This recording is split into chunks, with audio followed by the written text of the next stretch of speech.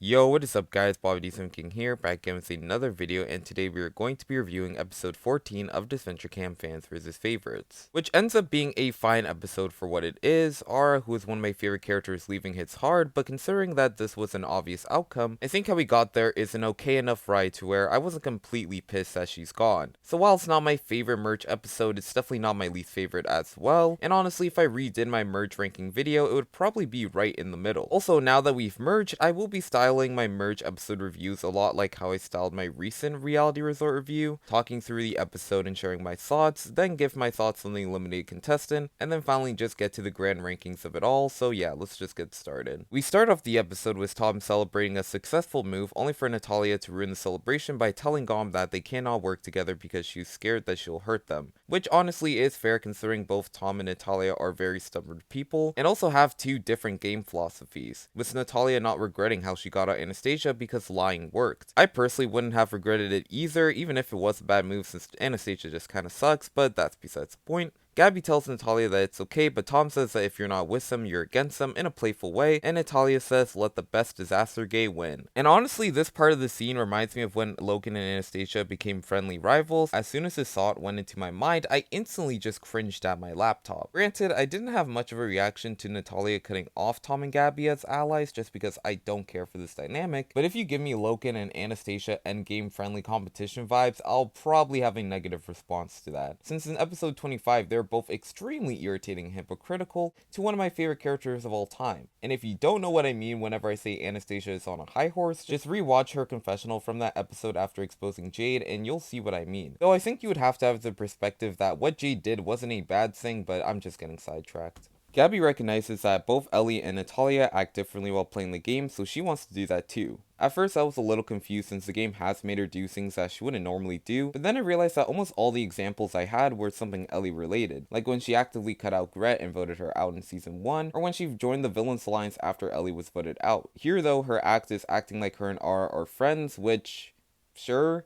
I mean, the scenes that these two share together are funny, though I would argue that most of the jokes land because of Ara, but this is just a weird play to be making considering that in Gabby's mind, Ara does dislike her. Obviously, Ara takes Gabby's word and falls for her trap, so I can't say that the move was bad, but if Ara wasn't a social pariah, this move fails 9 times out of 10. However, I don't hate this from an entertainment standpoint because Ara is so funny to watch whenever she's stressed, annoyed, or confused, and Gabby trips the hell out of her, so yeah, because of Ara, this is good. Our final nighttime scene is between Rosa and Lake, where Rosa apologizes for being a bad number 1 ally and owning up to letting the game consume her in her fears. But obviously Lake forgives her, and I love that these two are back on great terms with each other, since Lake has been one of my favorite characters of the season so far. Rosa is good too, but she was really just becoming a paranoid nutcase in James' words, and I was thinking that if she kept sticking with Spencer that something bad would really happen. And knowing what happens when you work with Spencer for an extended period of time, I think we all know he would have made Rosa do something even more irresponsible than voting out Bruno. Now her and Lake's plans are to target both Spencer and Natalia, and I'm not completely against this. Spencer is probably the worst ally to have here, and that's saying something considering that both Sam and Ara are extremely self-interested players, and even though Spencer thinks that way too, he's just as poor of a strategist as Aiden. He makes moves with whatever his heart leads with him, and I don't really want to make it seem like I dislike Spencer now. He is still one of my favorite characters, but really I just do not have much to glaze with him. Anyways, we get to the merge and figure out that the jury twist is at the final 4 instead of the final 3, which I think is probably for the better, since it gives the jury more options on who to take out and also leads to less groupthink, adding in the chance that the outcome will be a plurality vote, and it's a lot more suspenseful. In the challenge, they're in pairs, having to defeat the others in hot air balloons. Rosa and Natalia end up being paired up together, and Natalia asks to redraw. Gabby says hello friend to Ara, and Ara just says great while looking annoyed, but then we get debatably my favorite pair with Ren and Fiore, with both of them saying each other's nicknames, and it's just pretty cute. During the building portion of the challenge is where we get some Nora and Olivia content, and this is where my thoughts on Olivia start to differ because I fear she's slightly winning me over. For now, I'm going to blame it on proximity of Nora, but I find her caring about winning the challenge and also Nora to be really endearing, unlike with Finn or Ren. Then we get some spam content where I have no idea what to even make of this. This is obviously supposed to be a hard scene where the two villains align, but this scene is so unbelievably corny that it just makes it comical. I think the comedy of seeing these two reflect on their positions is funny, but the concept of these two big villains teaming up is kinda lost on me since Spencer wasn't this big bad on his team until the Bruno blindside, and even then only really Lake confronts him on that. I don't hate the idea of these two working together despite being aware that the other is a snake. However, in my mind, Spencer's just leagues below Sam on every aspect of the game. Even though Sam's pettiness is becoming more and more apparent, and the nice guy act is pretty much dead, I think the only thing holding me back from downright not caring about this is the fact that Sam is just a more intimidating player. Rose and Natalia start bickering on how the hot air balloon should be built, and Rosa tells Natalia that she has more hot air than the balloon, and then in the confessional, Natalia says that she's never met a more annoying Midwestern mom since Linda. And even though I love Natalia, disrespecting Linda will bump you down on the episode rankings by 2 spots. But also mentioning Linda also brings you back up 2 spots, so it's just kind of even. I'm just really passionate about Linda Anderson, and I thought the show forgot about her. We get more Olivia and Nora content, where Olivia shows Nora a dead rabbit so it can help them win, and Olivia notices that Nora looks upset and decides to cheer her up by asking if she wants to learn how to skin an animal carcass. And yep, I feel semi-bad for going so hard on Olivia because she's really cute here and I just need her to have friends. I need someone to tell this girl that just because she's a weirdo, it does not mean she's meant to be alone. I still don't like the delusional side of her fanbase, but this episode is making me separate the fanbase from the character. I'm going to refrain from the heavy glaze because I gave Olivia grace once and she ended up annoying me again, but since she's glued to Nora, a character who can enjoy Olivia's company, I think Olivia will not have the irritating issues that I had earlier. Fiore realizes that her and Ren need to find rocks, and Ren suggests looking for the ones that look like knives, and we figure out that Ren used to be a knife thrower, which is kind of insane to think about, but I think that's just because I'm really afraid of knives, so take that as you will. Fiore wants to learn how to throw knives, and Ren agrees because they don't see why not, and then we get a really funny grin on Fiore's face, and I instantly died from laughter because it just caught me off guard, and I'm a big fan of this cool babysitter-coded dynamic that these two have going on. Aura recognizes that Gabby is ignoring her, so she apologizes and blames it on being in a tough sapphic situationship, and she does ask Gabby for an alliance, to which Gabby just says that if she helps her win, she will consider it, and then we get a confessional from Gabby saying that she wants to see how far she can go with it. And even though I don't care about any of this from Gabby's point of view, Aura saves it by claiming to be a challenge beast when she's clearly not, and it's pretty funny. During the challenge, Ren quickly teaches Fiore how to throw the knives, but instead of telling you, I'm going to show you guys how to throw a... Anyways, Fiore misses, but Ren is able to hit Natalia and Rosa out of the competition and asks Fiore if she's ready for another go. Aura notices that Tom is aiming at her and asks Gabby what to do, and Gabby says to protect them, and Aura just says fucking how. And even though this is a small scene, I just need to highlight every moment before Aura goes. Plus, Aura's delivery here is really funny, but Tom and Lake knock them out, and also Sam and Spencer. Aura, annoyed with how Gabby is so positive after they lost, still has to act nice and tells her that she wants to get in on Tom and Gabby's friendship. Ren and Fiore try targeting Nora and Olivia, but it fails because of how Olivia built it. And Nora praises her, which leads to Olivia doing better, and she throws a rock at Ren and Fiore's balloon, and even though I think Ren was right for not wanting to be friends with Olivia, this scene is really oddly satisfying. But when Ren says to themselves that they probably deserved it, Fiore asks if Ren wants to spill the tea, and I love this quick scene because once again, it's the show showing us that Fiore is improving socially. Unlike her father Alec, who couldn't consistently get along with anyone in the merge section of All Stars, Fiore is making sure people feel heard. Nora and Olivia realize that they're out of stuff to throw, and Tom does his spy stuff, and Tom and Lake win the challenge. Overall, it's a pretty fun challenge with a lot of characters shining. We get a confessional from Tom, but no one really even cares for me to cover that, so we're just going to get to the strategizing. Aura celebrates being at the favorites camp with actual shelter until Nora tells her that she's sending her to hell, to where Aura just tells Nora to move on, as if Aura isn't the reason why Nora is so pissed, but whatever. Spencer grabs Sam's arm for a conversation, and I think this is where I finally have to address Spam as a ship, even though this moment has no romantic undertones.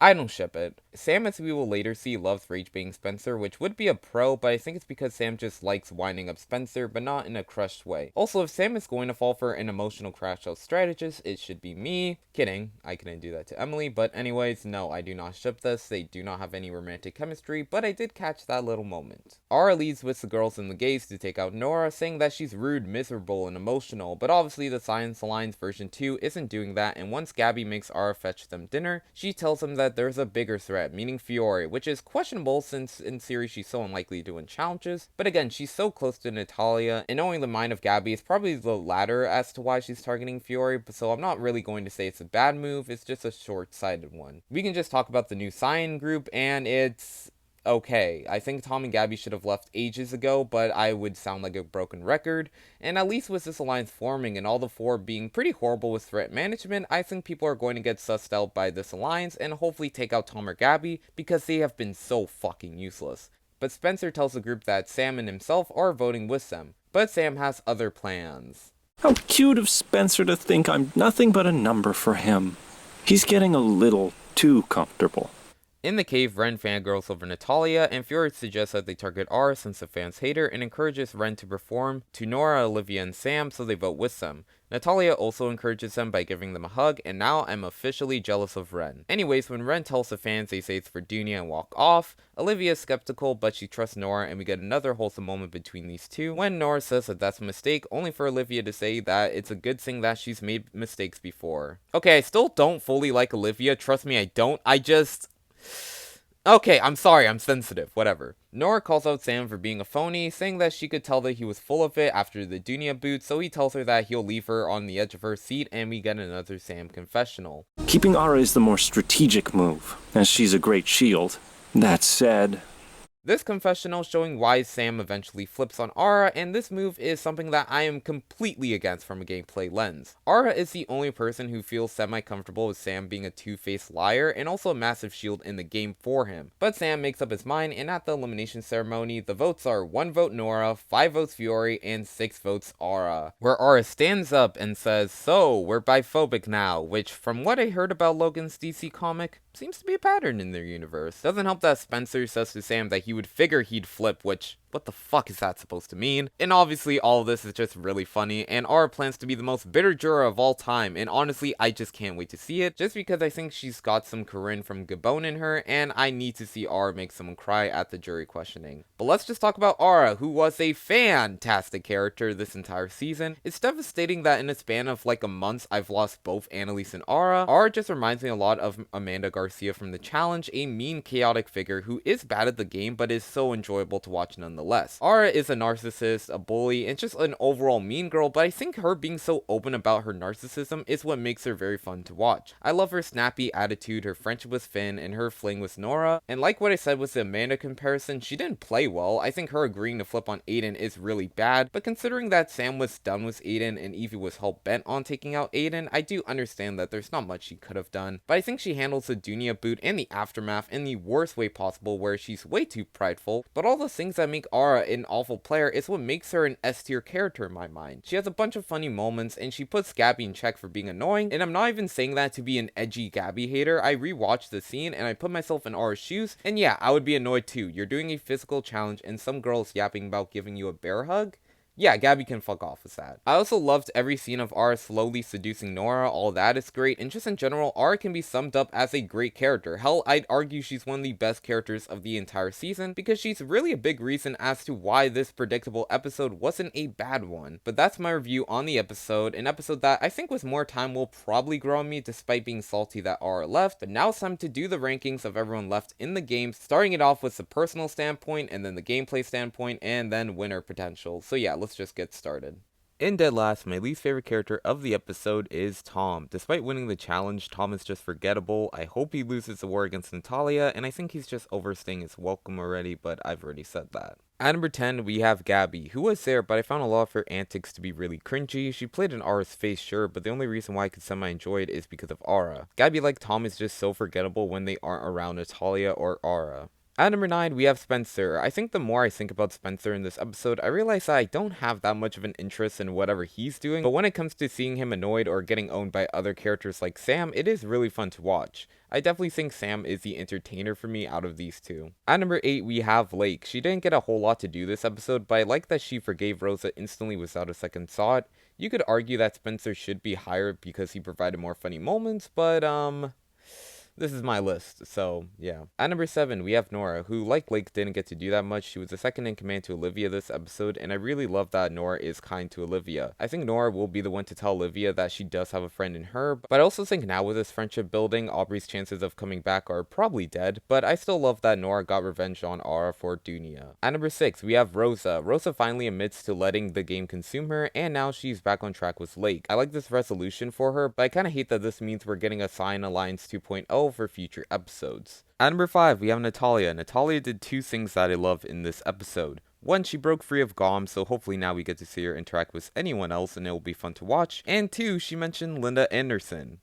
So, yeah, I like that her, Ren, and Fiore are a trio, but overall Natalia was great. However, I do like the other 4 contestants more in this episode. At number 4, we have Ren. I love that Ren is working with both Fiore and Natalia. Somehow a trio with only like, one scene together ends up being a trio that I love more than the one that they had with Stuni and Nora. Ren taught Fiore how to throw knives, so that's also a plus, and they convinced the fans to vote for Aura, and like Natalia, I just think that this was a great episode for Ren. At number 3, we have Sam. Sam is fully embracing his true colors, and I'm pretty mixed on this. On one hand, him being the same generic good guy the whole season would have been boring, but I also think I'm just scared because the more open Sam is about how fake he is, the higher chance he has of being voted out, and I do not want that. Even though Sam made a dumb move by taking out Aura, his reaction to the elimination is also really funny. I find his drive to piss off Spencer to be really funny, and I think him having the upper hand on Spencer is a plus. At number 2, You're Not Dreaming, I have Olivia.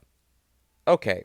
I'll admit I see why people like this character. I still think my criticisms and frustrations with her are fair. I don't like when she's overbearing or throwing challenges, but here, I like that she's more of a listener, and I think that her and Nora bounce off each other very well. Olivia has a lot of highlights of the episode during the challenge, and I find her reflecting on what's been happening to her to be good. I'm sad that she thinks that she's not meant to have friends, but I'm glad that she's being mature and not acting out even more. And the MVP of the episode once again is Fiore. Fiore's social game and strategic game remains untouched with her building Ren as a friend and convincing Ren to get the fans to vote out Aura. Her reaction to Ren saying that they can teach her how to throw knives is now engraved in my head, and overall Fiore is here because she was the most well-rounded character in my opinion. I'm still waiting on when she'll mention Alec, but I assume that's for the comeback challenge, so I'm just going to be waiting for that. Now that we wrapped up the character rankings, let's cover the gameplay and game positions. At number 11, kind of been bashing him as a player as of late, and it's Spencer, and yeah, no one likes this guy. In theory, I don't think he's the next to go, but I have no hope that Spencer will be in the driver's seat at any point of the season.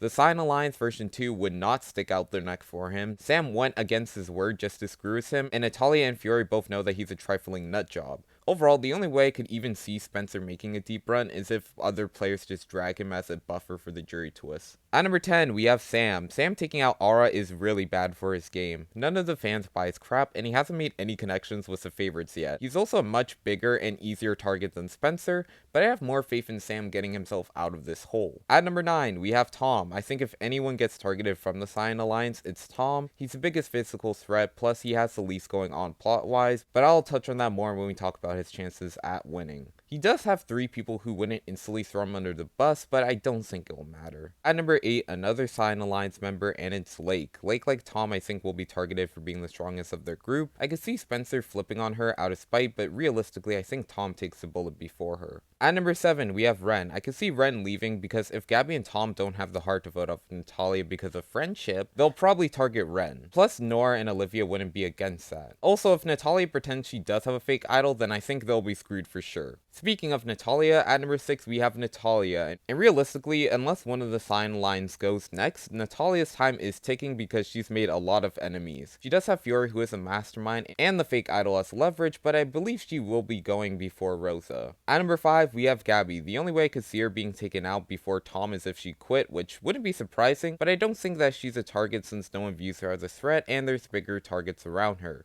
At number 4, we have Rosa. I would be shocked if Rosa leaves so early into the merge where she has the protection of the Cyan Alliance, and I think Spencer is less likely to flip on the Cyan crew if that meant taking out Rosa despite everything. At number 3, we have someone who's under the radar, and it's Nora. I think Nora can float for the first few votes, being someone who's just kind of there. At number 2, we have Olivia. Same thing with Nora, only Olivia's threat management is probably better despite being better at challenges, so yeah.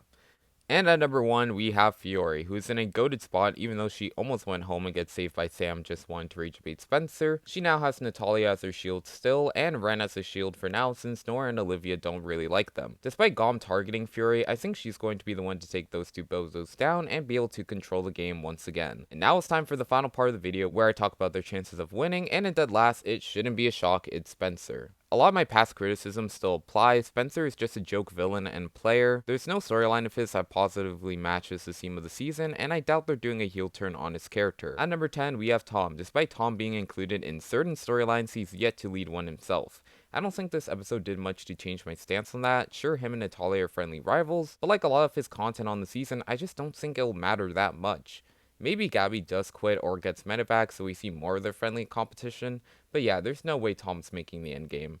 At number 9, we have Sam. I think this episode shows how Sam handles a dilemma even more than the last, with the consensus being that he's a two-faced liar. He doesn't feel the need to pretend. The issue is that I think he's being set up for a massive downfall by the jury twist or just underestimating his cast. At number 8, we have Natalia. I think Natalia will get a few more episodes of her independent arc without Gom, but gets taken out by Rosa and leaves Fiore to deal with losing another teaching figure, which will probably boost Fiore's chances, but obviously it destroys Natalia's. At number 7, we have Lake. There wasn't much that gave me hope in Lake's winning chances this episode, so I don't have that much to say. I think she'll defeat Spencer in their rivalry, and Spencer will admit that she was right and he was wrong on how to play the game, but really, that's all I can say about Lake.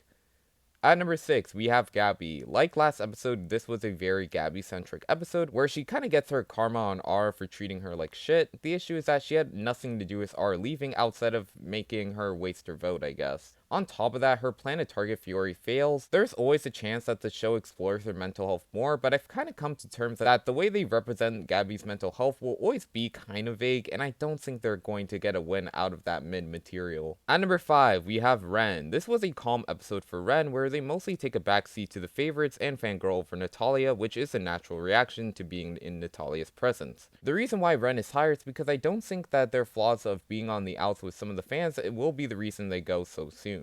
At number 4, we have Rosa. Same thing with Lake, I don't have that much to say, but I do think she'll outlast Natalia in their rivalry. At number 3, we have people who I can actually see winning at this point, and at number 3, we have Olivia. This was a great showing of Olivia's likable traits throughout the episode, and I think this dynamic with Nora will be the reason why she makes it extremely far. The only reason why she isn't higher despite having a stronger episode is because I don't think she cares for the win, and it really hasn't been mentioned at all in her story. At number 2, we have Nora, who like Ren took a backseat for the characters that they were with, but I think this friendship with Olivia will do a lot for both characters considering they've been ostracized in life. However, I think that there's been a lot more said with Nora prior to this episode, so I decided to have her higher. And at number 1, once again, this actually was not intentional, but we have Fiore.